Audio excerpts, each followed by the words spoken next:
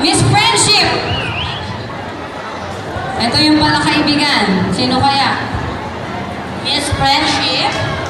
And during their rehearsals at sa lahat ng pagkakataon, nakapakita niya ang kanyang pagiging palakaibigan. Yes, ma'am. So our Miss Teen Friendship goes to candidate number, the lucky number 13. Candidate number 13, Miss Teen Friendship. Congratulations to you. Congratulations, Yes, ma'am. candidate number 13.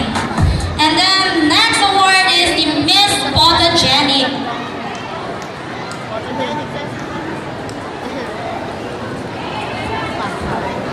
Okay, talaga namang silyado and signed by the Board of Judges. Our Miss Teen Photogenic goes to candidate number.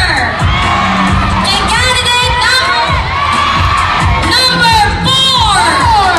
Photogenic. Okay, so Congratulations, candidate number 4 for being the Miss Photogenic So this you will be year. receiving a cash prize also. Okay, this year, 2009.